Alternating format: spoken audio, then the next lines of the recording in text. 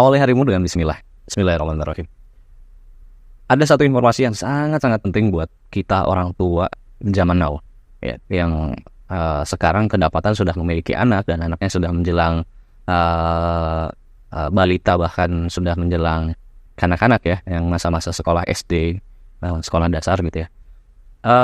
Mereka sudah disuguhi dengan informasi digital melalui gadget, melalui televisi, melalui PC, komputer, internet dan sebagainya, yang informasi itu meskipun cara untuk memfilter informasi itu semakin digiatkan oleh pemerintah ya, dalam hal ini yang memiliki kekuasaan atau memiliki kemampuan untuk mengendalikan sebuah informasi, namun kenyataannya memang tetap akan sulit untuk bisa memfilter.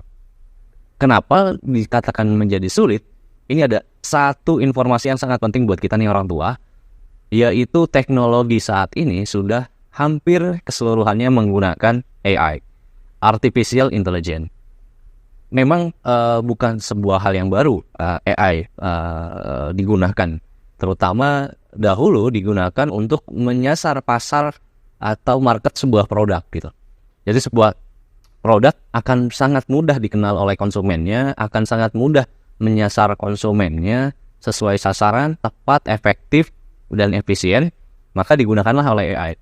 Misal sebuah produk makanan dengan rasa pedas, kemudian harganya cukup terjangkau, dikemas dengan kemasan yang milenial, maka sasarannya akan diarahkan kepada kaum milenial, anak-anak muda yang menyukai pedas dan sebagainya, dengan di wilayah tertentu, dengan kebiasaan tertentu, dengan keuangan tertentu, dengan kondisi masyarakat di wilayah tersebut dengan kondisi tertentu gitu. Nah, hal-hal semacam itu dikerucuti dengan AI, Artificial Intelligence, sehingga ketika produk kita diluncurkan, maka tepat sasaran. Nah, itu bagi pasar marketing bisnis. Tapi bisnis tidak hanya kepada produk makanan, produk benda fisik, namun juga produk mindset atau produk politik, produk yang mengendalikan jiwa seseorang, itu juga sedang menjadi tren bisnis, termasuk anak-anak kita gitu. Anak-anak kita adalah pangsa pasar yang sangat-sangat potensial jika ingin diarahkan kepada sesuatu hal tertentu yang diinginkan oleh pemegang kuasa media gitu. Contoh gini, ayah dan bunda.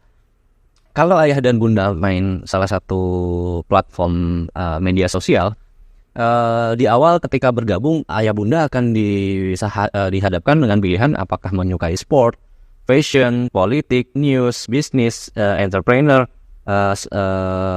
car, vehicle, atau konstruksi, atau apapun itu. Ketika dihadapkan itu, ayah bunda akan memilih sesuai dengan tren yang ayah bunda sukai, fashion yang ayah bunda ngomongnya belibet, sorry. Passion yang ayah bunda sukai.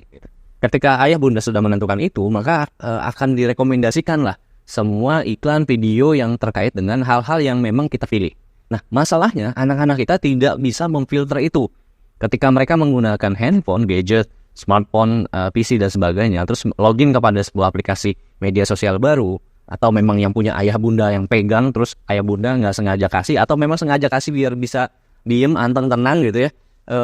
Akhirnya mereka secara tidak langsung, algoritma tertentu ketika kita mengklik sebuah informasi sebanyak mungkin, apakah itu 3 kali, ataukah itu 5 kali, maka berikutnya kita akan disuguhi informasi yang sama. Misal, ayah bunda habis memperhatikan berita tentang sport gitu ya. 1 informasi sport, ayah bunda klik. 2 informasi sport, ayah bunda klik. 3 informasi sport, ayah bunda klik. Maka hari berikutnya atau nanti sore atau nanti malam ayah bunda buka itu aplikasi media sosialnya, ayah bunda akan diarahkan dengan informasi-informasi tentang sport. Bagaimana dengan anak-anak kita? Anak-anak kita tidak mampu memfilter kesukaannya. Mereka adalah peniru-peniru ulo. Mereka adalah anak-anak yang masih kosong, masih bersih, maka di-input apa saja, mereka akan simpan, mereka akan tiru. Makanya nggak kaget kalau ayah bunda ngelihat anak kita tiba-tiba pulang dari kegiatannya, pulang dari sekolah, pulang dari bermain, atau bahkan keluar dari kamarnya yang tadi di kamar aja tuh, bawa informasi baru, bawa tindakan baru, bawa sikap baru yang ayah bunda nggak tahu nih sumbernya dapat dari mana gitu. Nah terkadang itu terjadi ayah bunda. Itu terjadi karena kita abai dengan apa yang sudah diakses sama anak-anak kita. Ketika anak-anak kita mengakses konten dewasa, misalkan informasi-informasi rumah tangga gitu, mungkin satu sisi baik, satu sisi belum tepat untuk mereka gitu. Sehingga ketika mereka mengklik informasi tersebut, 1, 2, 3, ini akan berikutnya akan disuguhkan terus sama AI ini, Artificial Intelligence.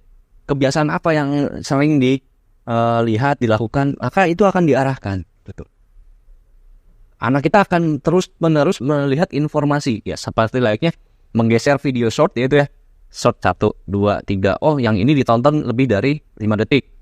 Geser lagi, yang ini ditonton lebih dari 20 detik, yang ini ditonton sampai habis 60 detik, dan seterusnya. Maka potensi yang terbesar akan direkomendasikan adalah video yang ditonton sampai habis 60 detik. Maka berikutnya ketika kita buka, ini akan ada di beranda utama untuk ditonton lagi.